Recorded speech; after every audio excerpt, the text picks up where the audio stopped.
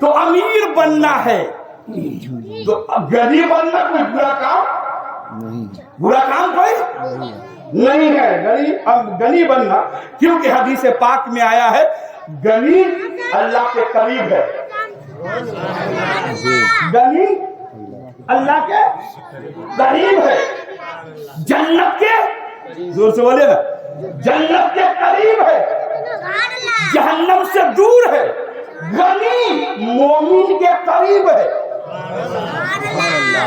بات اچھی ہے، اب پلٹیے ایک اور حدیث سنیے، اور حدیث یہ ہے غنی جنت کے قریب، اللہ کے قریب، مومن کے قریب، امیر جنت کے قریب، اللہ کے قریب، مومن کے، جو سے مومن کے قریب۔ اب پلٹ کر ایک اور حدیث سن لیجیے، اب حدیث یہ ہے کہ جو کنجوس ہو، جو کنجوس ہو وہ جنت سے دور، جہنم سے نزدیک، اللہ سے قریب، اللہ سے دور اور مومن سے دور۔ جو کنجوس، جو سمجھے نا، جو کنجوس بخیل وہ، اب پھر ایک حدیث پڑھ کے آپ سن لیجیے، کنجوس جنت سے دور، اللہ سے دور اور مومن سے دور۔ ایک اور حدیث پڑھ کر پھر میں تشریح کرتا ہوں، مطلب حضور نے پھر فرمایا کہ جو سخی ہے وہ جنت کے قریب ہے، جو سخی ہے مومن کے قریب ہے، جو سخی ہے وہ اللہ کے قریب ہے۔ سبحان اللہ، کیا ہے وہ اللہ کے قریب ہے۔ مطلب شریعت نے پہلے حکم دیا، اے لوگوں، اے انسان، تم امیر بنو، اس لیے کہ جب تم غنی بنو گے، امیر بنو گے تو اللہ کے قریب ہوگے، اللہ کے قریب ہوگے، جنت کے قریب ہوگے، مومن کے قریب ہوگے۔ لیکن امیر بن جانا یہ کمال نہیں، پلٹ کے حکم دے دیا، امیر بننا ہو تو تم کنجوس مت بننا، تم بخیل مت بننا۔ اگر تم کنجوس بن گئے، بخیل بن گئے تو پھر پلٹ کر حدیث آ گئی، اے لوگوں، اگر تم کنجوسی کر رہے ہو، بخیلی کر رہے ہو تو جنت سے دور ہو جاؤ گے، اللہ سے دور ہو جاؤ گے، مومن سے دور ہو جاؤ گے۔ اب ہمیں پہلے لے دیا جائے، شریعت نے حکم دے دیا تم امیر بنو، لیکن ایسا امیر مت بننا جو کنجوسی کرتا ہو، اور ایسا امیر بننا جو سخاوت کرتا ہو، جو سخی بنا ہوا ہو، جو سخی ہو۔ اور اگر آپ سخی ہو گئے تو کہاں جائیں گے؟ اللہ کے قریب ہو جائیں گے۔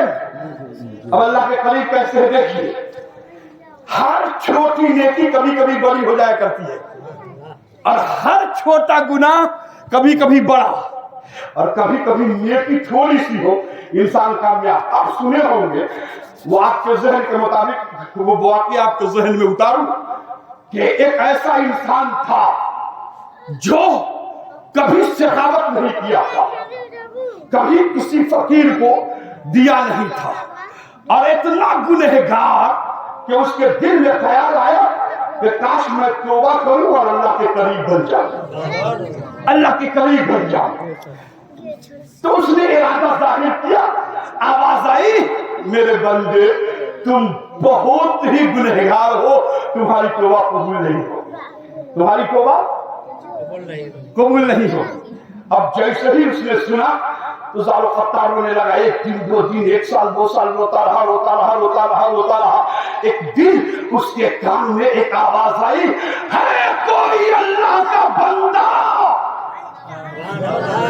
ہے کوئی خدا کا بندہ جو مجھ مسکین کو بھر پیٹ کھانا کھلا دے، ہے کوئی خدا کا بندہ جو مجھے پیٹ بھر سکے، ہمارے شکم کو بھر سکے۔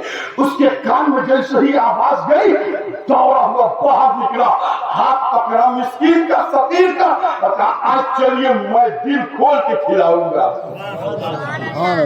اب آیا، بیٹھایا، بھر پلیٹ کھانا دیا، کھایا، مست ہو گیا، پیٹ بھر گیا، شکم شیر ہو گیا۔ خوشی سے رب کی بارگاہ میں ہاتھ فقیر اٹھایا اور کہنے لگا، ایک کائنات کا فضل ہو، ایک پروردگار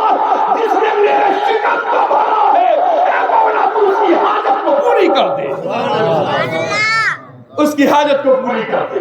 اب جیسے ہی دعا کیا اللہ کی رحمت زور سے فضل الہی دیکھیے, آواز آئی اس زمانے کے نبی کو, اے نبی اب تک چھوڑو, بستر چھوڑو, فلاں محلے میں جاؤ, میرا ایک نیک بندہ ہے, اس کو پیغام دے دینا کہ اللہ نے اس کی توبہ قبول کر لی, اس کی توبہ قبول کر لی.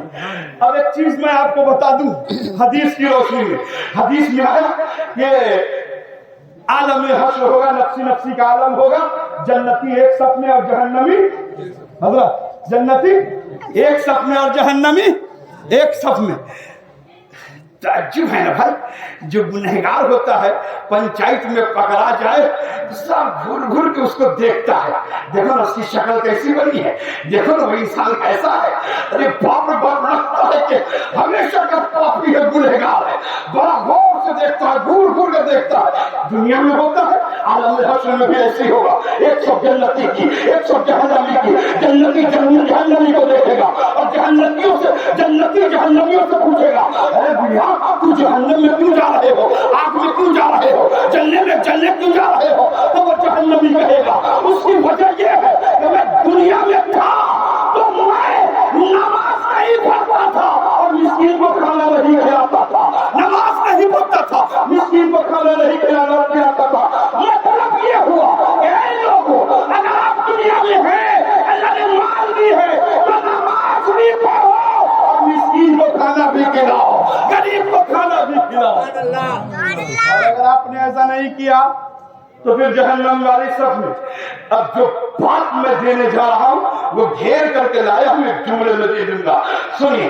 ایک خاتون ہے حضرت, ایک خاتون بہت ہی نیک, بدکار, فاحشہ ہے, بد کردار ہے, توبہ کی خواہش رکھے ہوئی ہے دل میں, لیکن فاحشہ ہے نا. وہ کہاں جائے, کدھر جائے.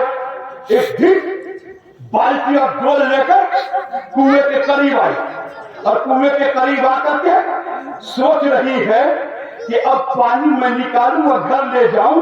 اتنے میں ایک کتا آیا, بہت غور سے سنیے, ایک کتا آیا, اور چھوٹی سی بات ہے, کتا آیا. آنے کے بعد وہ اپنی زبان کو باہر نکال رہا ہے. وہ خاتون دیکھتی ہے, رحم آیا, دل تڑپ گیا اور سوچنے لگی اس کتے کو لگتا ہے پانی کی ضرورت ہے, اس کتے کو پانی کی ضرورت ہے. اس نے فوراً کنویں میں ڈول ڈالتی ہے, پانی نکالتی ہے, پانی نکال کر کے وہاں رکھ دیتی ہے. کتا ہوتا ہے, اپنے زبان سے پانی پیا, پینے کے بعد سر آسمان کی طرف اٹھایا, کیا بولا نہیں بولا اللہ جانتا, اس کا رسول کوئی نہیں جانتا. کتا چلا گیا, نبی کو حکم ہوا جاؤ میرے اس بندی کی بارگاہ میں اور کہہ دو کہ اللہ اس کے اگلے تمام گناہ کو معاف کر دیا. کیوں, کون سی بات ہے, کون سا سجدہ, ارے کون سا روزہ, کون سی حج, کچھ تو کیا ہوگا. کیا کیا اس نے میرے بھائی, کیا کیا اس نے؟ ایک کتے کو, کیا ایک کتے کو, حقیر جانور کو پانی پلا دیا. تو اس کا یہ حال ہوا کہ نبی کو ہوا جاؤ کہو اس کے گناہ کو خدا معاف فرما دیا. سر کو سجدے میں رکھتی ہے اور یہ بات کر لیتی ہے, اے مولا جب کتے کو پانی پلانے سے ہمارا گناہ معاف ہو سکتا ہے تو پھر میں زندگی میں کبھی بھی گناہ نہیں کروں گی. بات ابھی بھی ختم نہیں ہوئی. اب جو بات اصل ہے وہ سنیے اور صلاۃ و سلام پڑھ لیجیے. اصل جو بات ہے وہ کیا ہے, ایک کتے کو, بولیے نا, ایک کتے کو پانی پلانے سے فاحشہ زناکار عورت کی گناہیں ختم ہو گئی, مٹ گئی. تو میرے بھائی, اگر کوئی بیٹا اپنے باپ کو, زور سے بولیے, کوئی بھائی اپنے بھائی کو